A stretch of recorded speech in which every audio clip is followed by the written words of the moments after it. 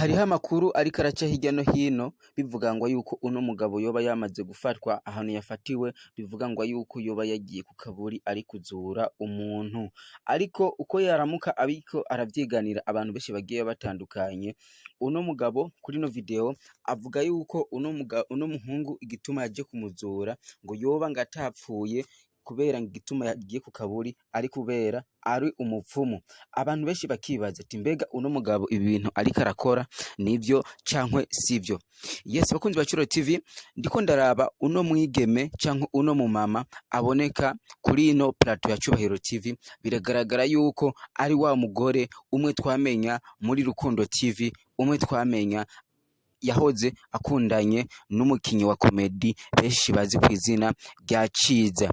Ariko hariho urundi rusaku nasomye ku kindi kinyamakuru avuga yuko ibi inya ariko arakora uno mupfumu aribo bari bamutumye. Mbega ibi inya kweri nivyo cankwe sivyo? Twaravye kuraba kano kaburi biragaragara yuko ahubwo ataraje kuzura umuntu, kubera ku kaburi biboneka yuko umuntu bagiye kumuhamba ari abantu batatu. Abantu benshi bakibaza guhamba umuntu muri abantu batatu, umuntu usanga arengeje imyaka 20, kweri nivyo cankwe sivyo?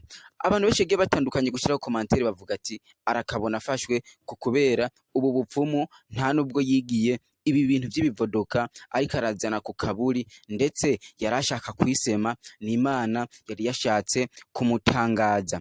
Mbega uno muhungu ariko aravuga yuko yoba yari yarazutse, kweri nivyo cankwe ni vya bintu bakunda kuvuga hirya no hino yuko bari mu showbiz cankwe bariko barakora ama content nkuko abandi tubibona bariko bakunda kubikora?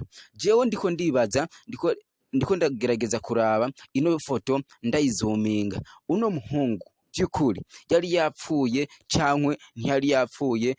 Abandi bantu bakibaza yuko yo boshobora kugenda ku kaburi bakavugana na barya abantu bakunda kwimba ububuri, bakababwira ati turabaha amahera doshaka dukore content iyi ni igitandukanye, kugira uno mugabo bamushire muri kano kaga tubona yuko yamaze gufatwa, avuga yuko bamwagiriza yuko agenda kuzura abantu.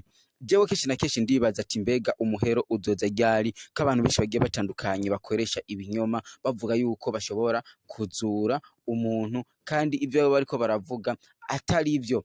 Bakunzi ba Curo TV, je umuntu wa mbere nkunda kuraba amakuru menshi agiye atandukanye, ariko sinshobora gutanga umuco yuko ibi bintu boba babipanze nuno muhungu bakamubwira ati ryama ku kaburi tukugirire ibi nibi bigiye bitandukanye, kubera biraboneka yuko atasandugu twigeze tubona, ariko twarabonye amashugwe yari yamuherekeje bari bashize ngaha anya kuraka kaburi kugira bashobore kumufuba.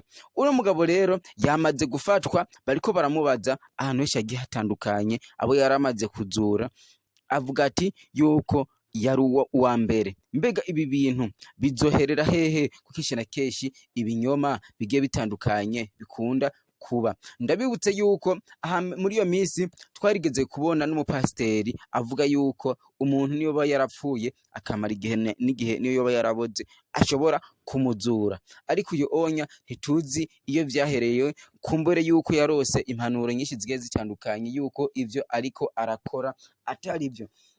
Nkajewe nk'umuntu wa mbere w'umunyarusaku nkunda kuraba ati mbega ibi bintu kugira ndabivuge bishobora kuba vyotanga impanuro ingana gute ku bantu bariko baradukurikirana, ko tuzi yuko ngaha anya twahaje kugira tuze twigishe abantu benshi bagiye batandukanye, ndetse bashobore gufashwa n'impanuro nyinshi tuzobaha. Jewe ndiko ndaraba biragaragara yuko uno muhungu ntiyari yapfuye, ahubwo bashoboye kubipangana n'uno muntu yamubwiye ati ndashaka yuko abantu bamenya yuko shaka kuzura abantu kandi atari ivyo.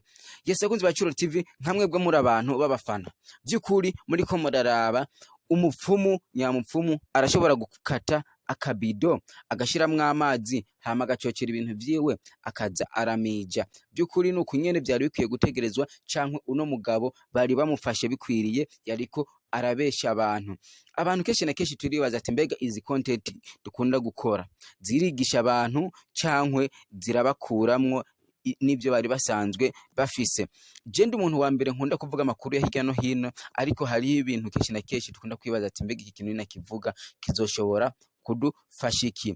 Bakunzi ba Curo TV, ndabibutse yuko mushobora kudutelefona kuri no nimero, muraza kuyisanga muri caption, hanyuma tukababwira kungene dushobora kubaronderera ahantu mushobora kwifotoreza hasa neza muri Cubahiro TV. Turabakunda cyane, wananye mukanda subscribe na comment. Ciao ciao.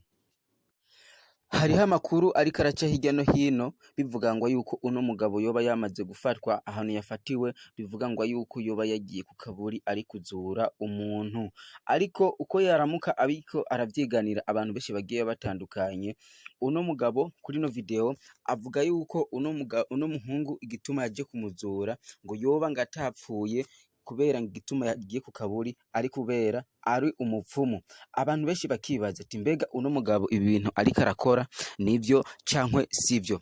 Yes, bakunzi ba Curo TV, ndiko ndaraba uno mwigeme cankwe uno mumama aboneka kuri ino plateau ya Cubahiro TV, biragaragara yuko ari wa mugore umwe twamenya muri Rukundo TV, umwe twamenya yahoze akundanye n'umukinyi wa komedi benshi bazi ku izina rya Ciza.